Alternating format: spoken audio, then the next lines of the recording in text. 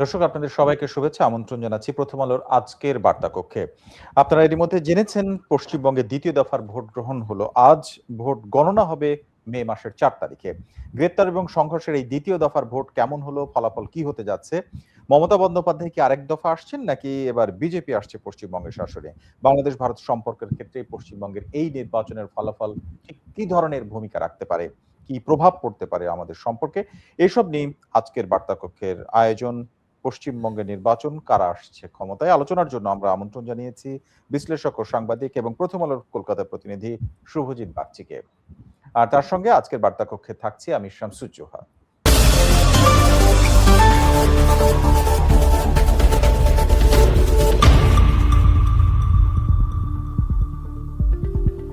আলোচনার শুরুতে আমরা চলে যাচ্ছি আজকের অতিথি সাংবাদিক ও বিশ্লেষক এবং প্রথম আলোর কলকাতা প্রতিনিধি শুভজিৎ বাগচির কাছে।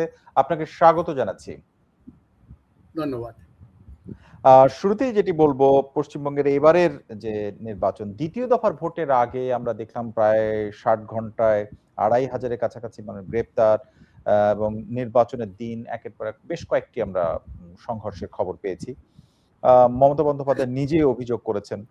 তাহলে প্রথম দফায় যেমন কিছুটা নিরুত্তাপ গেল, দ্বিতীয় দফা সেটা রাখা গেল না, এবং এই সংঘর্ষের ধরনগুলো কেমন ছিল, সব মিলে আজকের দিনটা কেমন দেখেছেন আপনি? মানে কলকাতার কথা যদি আমি বলি বিশেষ করে, এবং যে অর্ধে ভোট হয়েছে দক্ষিণবঙ্গে, এখানে প্রথম জিনিস যেটা খুব ভালো ছিল সেটা হচ্ছে আবহাওয়া। মানে এখানে প্রচন্ড গরম ছিল না, হালকা বৃষ্টি হয়েছিল, টেম্পারেচারটা একটু কম ছিল, ফলে মানুষ শান্তিপূর্ণভাবে ভোট দিয়েছেন। এবং যেটা একটা জিনিস চোখে পড়েছে সেটা হচ্ছে সাধারণত সকালের দিকে ভিড় হয় বুথে, এবং তারপরে সেটা আস্তে আস্তে হালকা হতে থাকে। তারপরে দুপুরের দিকটা হালকা হয়ে যায়, মানুষ খেতে যান, তারপরে আবার বিকেলের দিকে বাড়ে। এবারে কিন্তু দেখলাম দুপুরের দিকে একেবারে আরো বেশি বেশি সংখ্যক, যেন মনে হলো বৃষ্টি থামার পরে মানুষ আসতে শুরু করেছেন। ফলে বিরাট কোনো মানে সেই অর্থে গরম, মানে আবহাওয়াটা গরম ছিল না, মানুষও মাথা গরম তেমন করেননি। কিন্তু আপনি যেমনটা বললেন যে বেশ কিছু মানুষ গ্রেফতার হয়েছেন, এখন এগুলো অনেকটাই প্রিভেন্টিভ অ্যারেস্ট। মানে এটা প্রতিবারই কিছু না কিছু করা হয়, যে যাতে যাদের পুলিশের খাতায় নাম আছে তাদের অনেককে সরিয়ে নেওয়া হয়, তুলে ফেলা হয় 24 ঘন্টা 48 ঘন্টার জন্য। বিরাট কিছু ব্যাপার নয় অ্যাকচুয়ালি। এবং সংঘর্ষের কথা যদি আপনি বলেন, তাহলে এটা বলতে হয় যে যে পরিমাণে সংঘর্ষ পশ্চিমবঙ্গে অতীতে হয়েছে, এমনকি গত নির্বাচনেও, নির্বাচন পরবর্তী সময়টাকে ধরে যদি আমরা বলি, তাহলে 17 জন থেকে 20 জন মারা গিয়েছিলেন। এবারে কিন্তু একজনও মারা যাননি। এবং যেটা হয়েছে সেটা কিছু হাতাহাতি হয়েছে, লোকে একটু দৌড়চ্ছেন এরকম দেখা গিয়েছে, একজন প্রার্থী দৌড়চ্ছেন এরকম দেখা গিয়েছে, কিছু পুলিশের গাড়ি তাড়া করছে দেখা গিয়েছে, এবং স্লোগান দিয়েছে জয় বাংলা বলে। তৃণমূল যে কর্মী সমর্থক তারা স্লোগান দিয়েছেন, উল্টো দিকে বিজেপির কর্মী সমর্থকও স্লোগান দিয়েছেন। এটাকে মানে ভারতবর্ষের কনটেক্সটে, বিশেষ করে পশ্চিমবঙ্গের কনটেক্সটে, আমি শান্তিপূর্ণ নির্বাচনই বলবো ওভারঅল। কারণ যেভাবে আগে মানুষ মারা গিয়েছেন, সেই অর্থে যেমন একজন সাংবাদিক বলেছেন যে পশ্চিমবঙ্গ মানে শুধু নির্বাচন কমিশন নয়, পশ্চিমবঙ্গের মানুষও একটা রেকর্ড তৈরি করলো যে মানে হিংসা ছাড়াও যে ভোট করা যায়, যেটা অতীতে আমরা অন্য রাজ্যে দেখেছি, সেটা কিন্তু এবারে তেমনভাবে হলো না। ফলে একটু বড় ধরনের একটা অবস্থা তৈরি, একটু উত্তাপ বাড়ে যখন ভবানীপুর কেন্দ্র, আপনি জানেন, যেখানে মুখ্যমন্ত্রী মমতা বন্দ্যোপাধ্যায় লড়াই করছেন বিরোধী দলীয় নেতা শুভেন্দু অধিকারীর সঙ্গে। সেখানে যখন তারা প্রায় কাছাকাছি চলে আসেন, তারা দুজনেই কেন্দ্রে আজকে সারাদিন ঘুরে ছিলেন। মমতা বন্দ্যোপাধ্যায় তো অনেকটাই ঘুরেছেন, যেটা তিনি অতীতে করেননি। এবং সেখানে একটু উত্তাপ বাড়তে আরম্ভ করে। কিন্তু এটাও ঘন্টা খানেকের মধ্যে এটাকে নিয়ন্ত্রণ করা যায়। তারা চলে যান, মমতা বন্দ্যোপাধ্যায় ভোট দিতে ঢুকে যান, তারপরে উত্তেজনা প্রশমিত হয়। ফলে সব মিলিয়ে দুটো পর্যায়ে আমরা এখনো পর্যন্ত বলতে পারি রাতে কি হবে। নদিয়া, উত্তর 24 পরগনা এবং জগদ্দল, বাসন্তী, এই সমস্ত জায়গার যে খবরগুলো এসেছে, সেই মাত্রাটা আসলে কিরকম ছিল? এটা মানে আপনি যেটা বলছিলেন, দেখুন মাত্রাটা, হ্যাঁ, অনেক জায়গা থেকে ছোটখাটো ঘটনা ঘটেছে। মানে এই ধরনের স্লোগানিয়ারিং হয়েছে, লোকে ধাওয়া পাল্টা ধাওয়া করেছেন, রাস্তায় বেরিয়ে এসছেন, এটা মানে একটা এরকম একটা পরিস্থিতি তৈরি হয়েছিল। কিন্তু কোথাওই তেমন বড় ধরনের গন্ডগোল, এগুলোকে কোনোটাকেই ভায়োলেন্স বলা যায় না। মানে বিরাট সহিংসতা ঘটেছে এরকমটা বলা যাবে না। এটা বলতে হবে যে আপনার একটা বিশৃঙ্খলা ছড়িয়েছে বা একটু গন্ডগোল হয়েছে, কিন্তু পুলিশকে কোথাও গুলি চালাতে হয়নি, কাঁদানো গ্যাস চালাতে হয়নি, মৃদু হয়তো লাঠিচার্জ করতে হয়েছে, সেটা খুবই সামান্য, এখন পশ্চিমবঙ্গের ভোটে যদি এগুলি না হয় তাহলে একেবারেই নিরামিষ ভোট হয়েছে বলতে হয়। সেরকমটা পাওয়া যাচ্ছে না। শান্তি মোটের ওপর শান্তিপূর্ণ ভোট হয়েছে। 7 জেলায় তো নির্বাচন হলো আজকে। এই 7 জেলার মধ্যে এর আগের ইতিহাস বলে যে 4 জেলাতে বিজেপির কোনো জয় নাই, মানে আসন পায়নি তারা কখনো। এবং এই আসনগুলোকে যেটাকে তৃণমূলের নিজের জমি বলা হয়, এরকম ভাবে আপনার রিপোর্টে দেখছিলাম আমি। আমার প্রশ্ন হচ্ছে যে মমতা বন্দ্যোপাধ্যায়ের যে আগের আধিপত্য, সেটা দ্বিতীয় দফার যে অন্যান্য পরিবেশ সবকিছু মিলে আপনার কেমন মনে হলো? কলকাতার বাইরেও যে জেলাগুলো, সেখানে একই রকম নাকি বদলে গেছে? দেখুন, এবারে কিন্তু তৃণমূল কংগ্রেস অতীতের যে মানে প্রথম নির্বাচনটা যদি ছেড়ে দিই, তখন তো তারা জিতে আসছিলেন 2011-এ।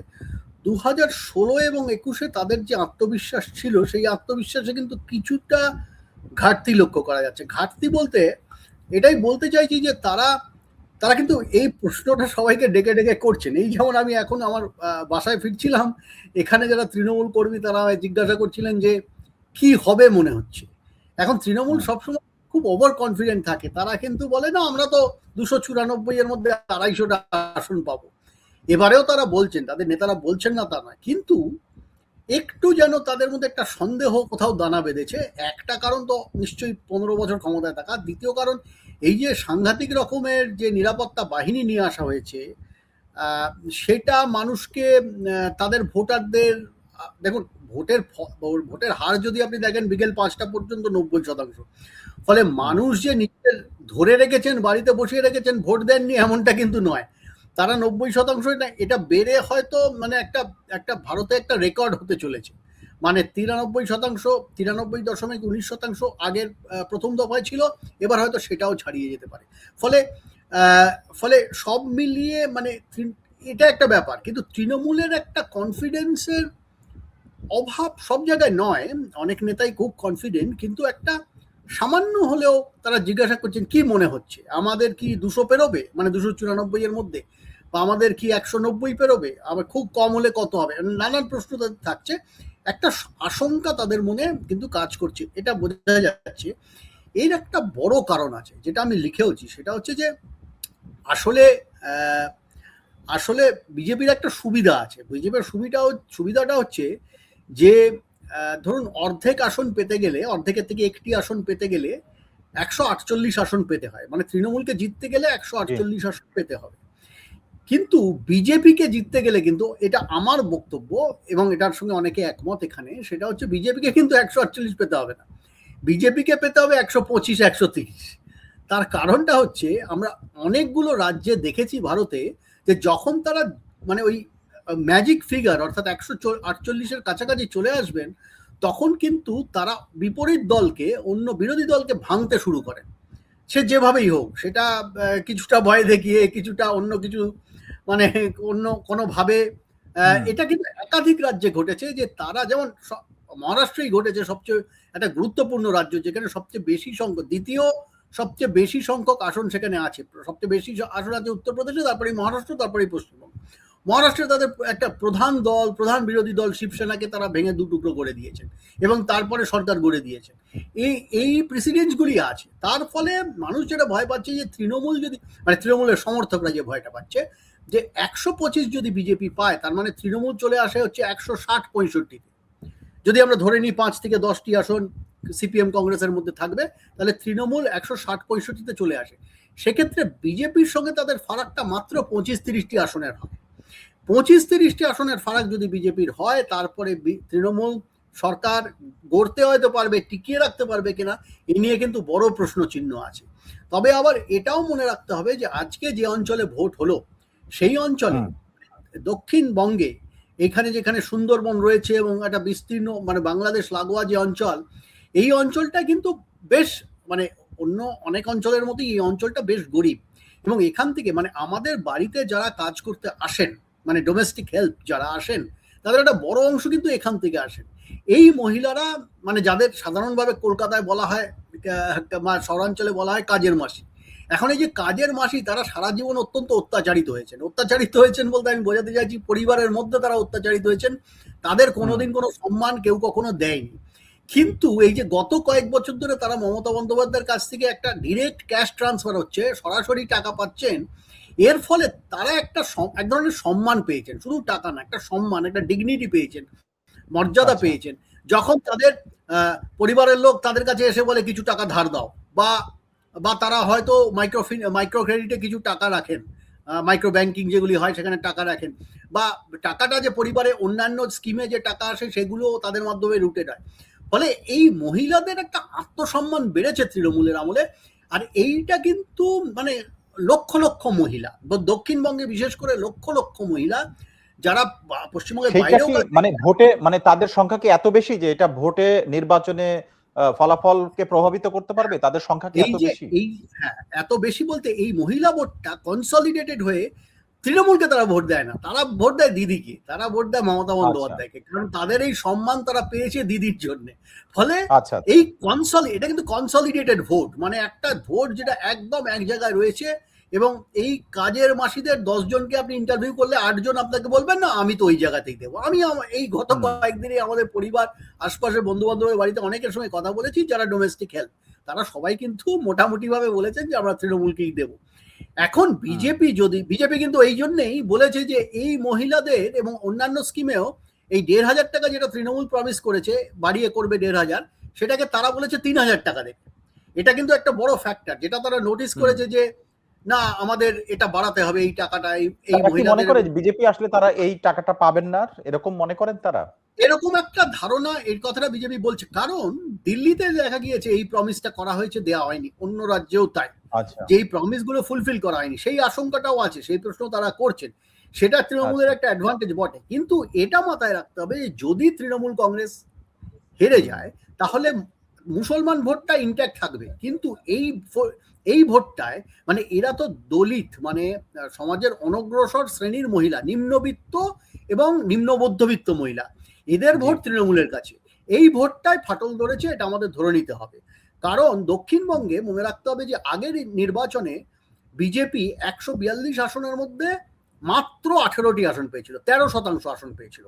এখন আমি যেটা গোড়াতেই বললাম সেটা দিয়ে শেষ করি, যে তাদের যদি 125 আসন পেতে হয় তাহলে একটা মোটামুটি হিসাব যেটা বেরোচ্ছে সেটা হচ্ছে প্রথম দফায় যে 152 আসনে নির্বাচন হয়েছে সেখানে 70 থেকে 75 বিজেপি পাবে বলে মনে করা হচ্ছে।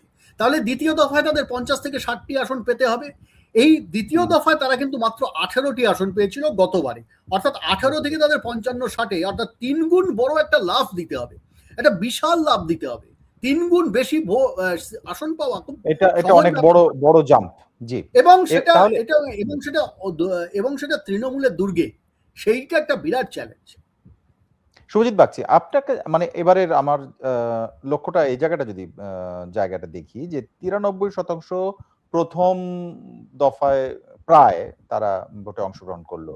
এবারে বিকেল 5টা পর্যন্ত 89 পয়েন্ট সামথিং, 99, মানে প্রায় 90%। মানে এটা আশা করা যায় আরো বাড়বে। অন্যান্য জায়গার যে আমি দেখছি পূর্ব বর্ধমানে 92, হুগলিতে 90, উত্তর 24 পরগনায় 89, এরকম তুলনা। যদি বাড়ে তাহলে এটা মনে হয় না যে অন্যান্য সময়ের থেকে, আপনি বলছিলেন যে অনেক বেশি, এই অনেক বেশি ভোটার কেন্দ্রে গেলেন, এর কারণটা কি? এর ভেতরে আসলে কোনো রাজনৈতিক বিষয়টা আছে কিনা, বা কাউকে বেশি সমর্থনের বিষয় ঢুকে পড়েছে কিনা? না দেখুন, এটা তো একদম অ্যাবসলিউটলি রাজনৈতিক বিষয় হয়ে দাঁড়িয়েছে। তার কারণ এটা এক পক্ষ মনে করছেন যে এটা এই যে বিশেষ নিবিড় সংশোধন ভোটার তালিকার হয়েছে, মানুষ বাদ পড়ে গিয়েছেন, তার ফলে এবারে একটা আশঙ্কা তৈরি হয়েছে যে এবারে যে কোনোভাবেই ভোট দিতে হবে, কারণ এবারে যদি ভোটটা দিই তাহলে সামনেবারের ভোটার তালিকায় বা ভবিষ্যতের ভোটার তালিকায় আমার নাম থাকবে না। এই ভয়ে আমরা দেখলাম যে সারাদিন ধরেই মানুষ লাইনে দাঁড়িয়ে রয়েছেন, ওই দুপুরবেলা যে একটু হালকা হয় সেটাও হলো না।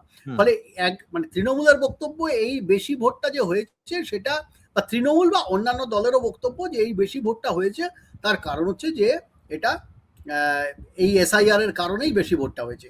অন্যদিকে যেটা বিজেপি মনে করছে সেটা হচ্ছে এটা শান্তিপূর্ণ ভোট, এত বেশি সংখ্যায় নিরাপত্তা বাহিনী নিয়ে আসার কারণে মানুষ শান্তিপূর্ণভাবে, যারা তৃণমূলের ভয়ে বেরিয়ে ভোট দিতে পারতেন না তারা বাড়ি থেকে বেরিয়ে ভোট দিয়েছেন, তার ফলে ভোটের হারটা বেড়ে গিয়েছে। এছাড়া এটা নিয়ে আরো অনেক ইন্টারপ্রিটেশন আছে, সেগুলো এখন আমি বলছি না, তার কারণ সেগুলো সবই একটু একটু লোকে আন্দাজ করছেন, একটু কনজেকচারের পর্যায়ে আছে যে এটা ঠিক না ভুল। কিন্তু এই দুটো ব্যাপার আছে যে এসআইআর একদিকে যে কারণে এটা বেড়েছে বলে মনে করা হচ্ছে, আবার অন্যদিকে মানুষ বাড়ি থেকে বেরিয়ে এসে নির্ভয়ে ভোট দিয়েছে নিরাপত্তা রক্ষী এত বেশি সংখ্যক থাকার কারণে। এই দুটো আর্গুমেন্টে চলছে, দুটোই রাজনৈতিক কারণ। এখন আপনি যদি প্রশ্ন করেন যে কে লাভবান হবে কে ক্ষতিগ্রস্ত হবে, এইটা বলা খুব মুশকিল এই মুহূর্তে মুশকিল খুব, যে যদিও সমীক্ষায় আমরা একরকম দেখছি। মানে 4 তারিখের পরে বোঝা যাবে। এখন এবার আমি একটু প্রশ্ন করতে চাই যে 27 লাখ আপনি এসআইআর এর কথাটা বলছেন বারবার, এটা তো আসলে বড় ভূমিকা রেখেছে। পশ্চিমবঙ্গে ভোটার তালিকা সংশোধন করা হলো, 27 লাখ মানুষকে বাদ দেওয়া হলো, এই তালিকা থেকে বের করা হয়েছে। এইটা তাদের আসলে অবস্থানটা কি হবে? তারা কি এই যে এখন নাগরিক যে স্বাভাবিক সুযোগ সুবিধা অন্যদের তুলনায় যারা ভোট দিয়েছেন বা তালিকায় আছেন তাদের মতো পাবেন না বা থাকবেন না? তারা আসলে কোন শ্রেণীভুক্ত হবে? না, এখনই কিছু হবে না, কারণ তাদের সামনে একটা উপায় খোলা, সেটা হচ্ছে তাদের ট্রাইব্যুনাল ডাকবে বা তাদের আবেদন করতে হবে এবং তারা ট্রাইব্যুনালে যাবেন এবং সেখানে গিয়ে তারা প্রমাণপত্র দাখিল করবেন এবং নাম টামের যা সমস্যা আছে সেগুলোকে ঠিক করে আবার ভোটার তালিকায় ফিরে আসবেন। মনে করা হচ্ছে যে একটা বড় অংশ ফিরে আসতে পারে। এখন ফলে সেক্ষেত্রে তারা এই যে সুযোগ সুবিধাগুলি পান সেগুলো খারিজ হয়ে যাবে না। কিন্তু যদি নাম ভোটার তালিকায় ফিরে না আসে, আপনি দেখেছেন গত কয়েকদিনে প্রায় 2000-এর মতো মানুষ অ্যাকচুয়ালি ফিরে এসেছেন, সেটা খুব কম সংখ্যা। এই 27 লাখের মধ্যে বা 30 লাখের মধ্যে সেটা খুব কম সংখ্যা। এদের মানে প্রায় কেউই ভোট দিতে পারেননি, কিন্তু মানুষ ফিরতেও শুরু করেছেন, এই ভোটার তালিকায় ফিরতেও শুরু করেছেন। এই প্রক্রিয়াটা চলবে বলে মনে করা হচ্ছে এবং এই প্রক্রিয়া যদি চলে ট্রাইব্যুনালে তারা যাবেন, ট্রাইব্যুনালগুলি কলকাতায়। এবং একটা যেটা আমি শুনলাম সেটা হচ্ছে যে সবাইকে আসতেও হবে না, তারা এই যে ভিডিও কনফারেন্সিং এর মাধ্যমে ট্রাইব্যুনালে হাজিরা দিতে পারেন এবং প্রমাণ করতে পারেন যে তারা ভোটার এবং সেভাবে তারা ভোটার তালিকায় ফিরে আসতে পারেন। এখন যদি ফাইনালি জি, মানে আমার একটা সম্পূরক প্রশ্ন, তাহলে আপনার মনে হয় কিনা যে নির্বাচনের সময় তাদেরকে বাইরে রাখা গেল, পরবর্তীতে তাদের আবার তালিকায় নিয়ে চলে আসা হলো, এটি আসলে নির্বাচনের সময় টার্গেট করে এটা করা হলো, মনে করা যায় কিনা? এক্স্যাক্টলি, সেইটা একটা প্রশ্ন যে একদম নির্দিষ্টভাবে টার্গেট করা হলো। বিশেষ করে মানে আমরা যদি মানে একটু আগেই একটা রিপোর্ট দেখছিলাম, সেটা খুব অথেন্টিক রিপোর্ট, কিন্তু আমার এই মুহূর্তে ফিগারগুলো হাতের কাছে রিপোর্টটা নেই। সেখানে দেখা যাচ্ছে যে অনেক আসনে যেখানে মুসলমানদের সংখ্যা 20%, সেখানে মুসলমান বাদ গিয়েছেন 80%।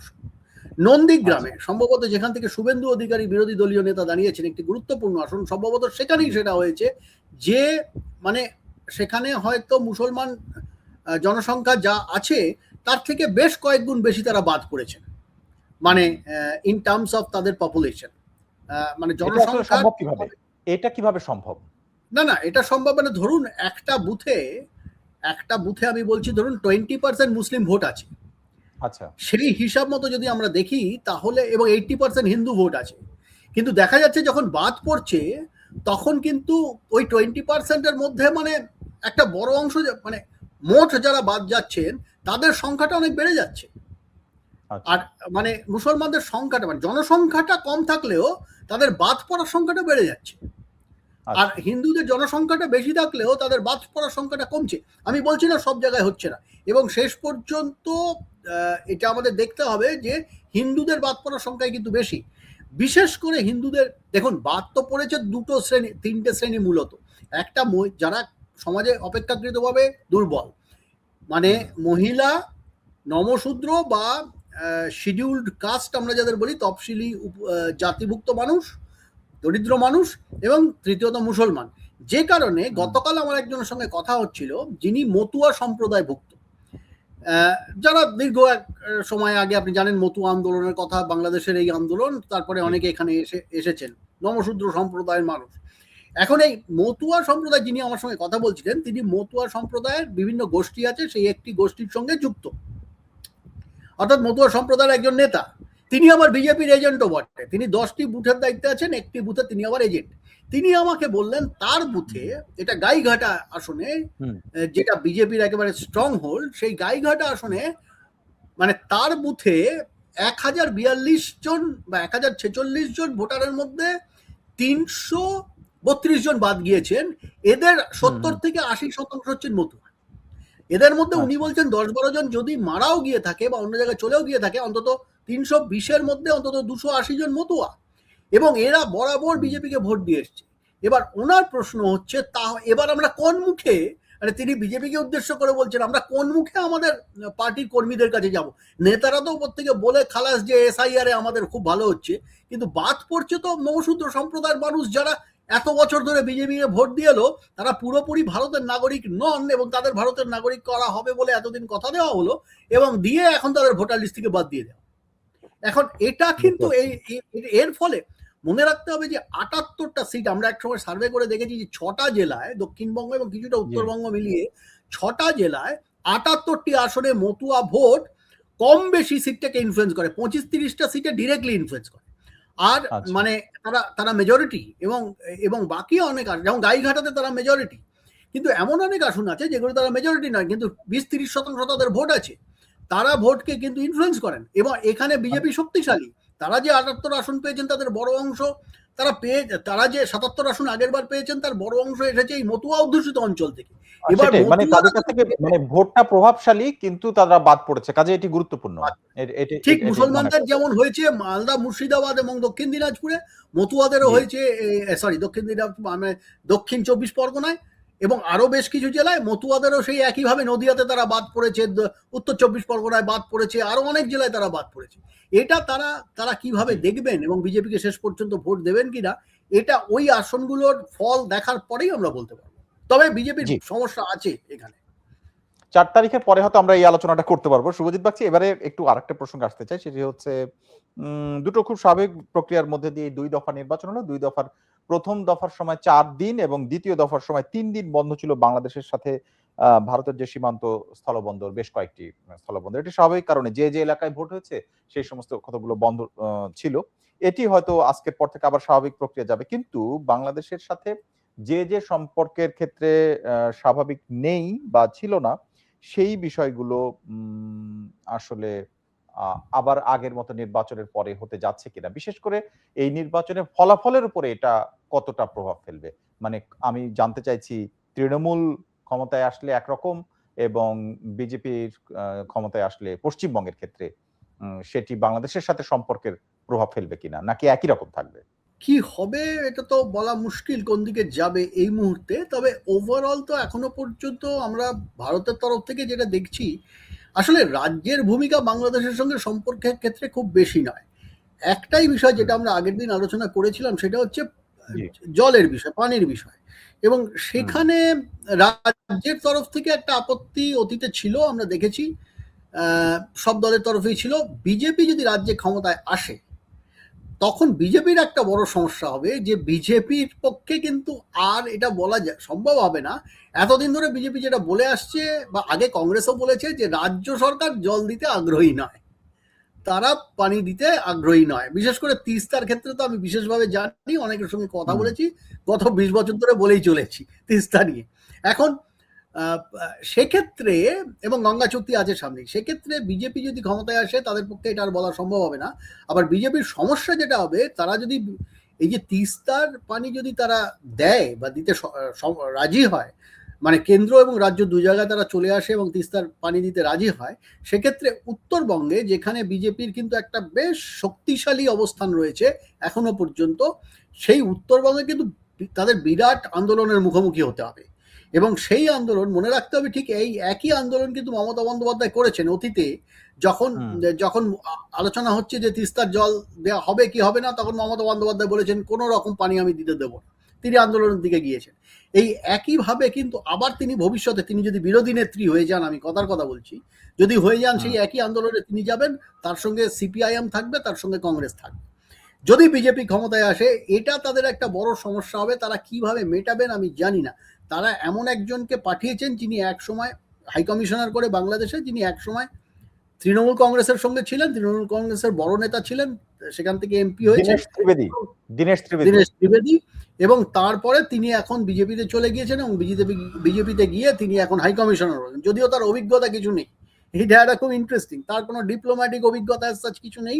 বাংলাদেশের মতো জায়গায় তাকে কেন পাঠানো হলো, এটা নিয়ে সত্যি কথা বলতে কি এটা নিয়ে আলাপ আলোচনা আছে ভিতরে ভিতরে সাংবাদিকদের মধ্যে, আচ্ছা, যে এখানে এটা এই আলোচনাটা কি এরকম, তিনি তৃণমূলের সাথে থেকে তিনি মন্ত্রিত্ব হিসেবে এক ধরনের অভিজ্ঞতা আছে, তিনি রাজনীতিবিদ, তারপরে তিনি আবার বিজেপির হয়ে এখন রাজনীতি করছেন, কাজেই রাজনীতিবিদ হিসেবেই তাকে বেশি গুরুত্ব দেওয়া হচ্ছে, এবং এর মধ্যে বিজেপির এক ধরনের রাজনীতি আছে কিনা, বাংলাদেশকে নিয়ে কোনো সিদ্ধান্ত আছে কিনা, মানে এইরকম কোনো বিষয় এর মধ্যে আপনি দেখেন এই কিনা?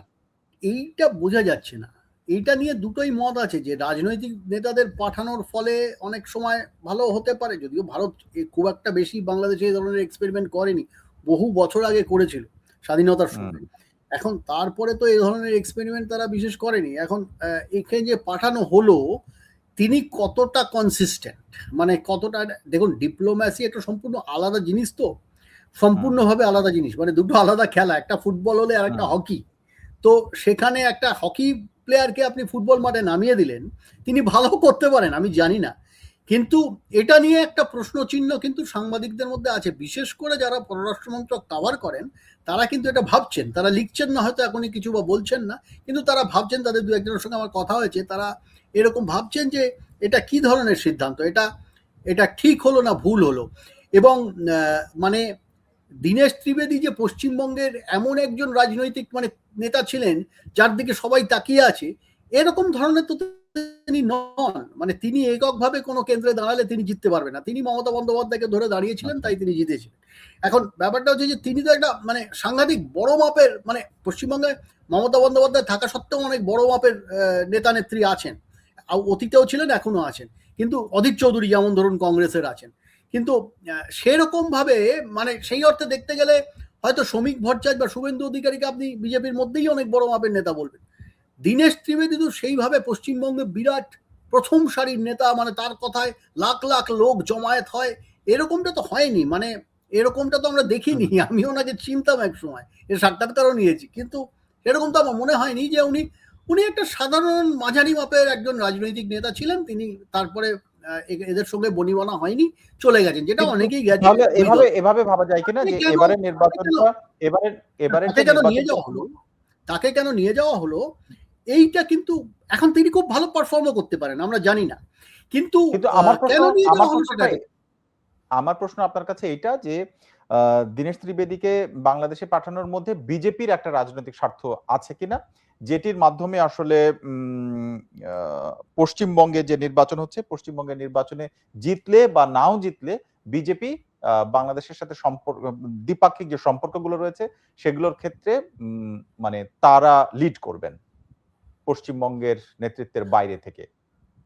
না, কিন্তু তাহলে প্রশ্ন হলো যে ডিপ্লোম্যাট পাঠালে সেই দ্বিপাক্ষিক সম্পর্ক কেন লিড করা যেত, মানে আমরা তো দীর্ঘ কয়েক সব মাস ধরে শুনে আসছিলাম সন্দীপ চক্রবর্তীর কথা, যিনি ইন্দোনেশিয়াতে ভারতের ডিপ্লোম্যাট, যিনি বাংলাদেশে আগে কাজ করেছেন, যিনি একজন বেশ কৃতি ডিপ্লোম্যাট, বাঙালি, পশ্চিমবঙ্গের মানুষ, এবং তার একটা সিলেট কানেকশনও আছে, তাকে তার কথাই তো শুনে আসছিলাম, সবাই তো একজন ডিপ্লোম্যাটও তো আমাকে বলেছিলেন যে উনি যাবেন।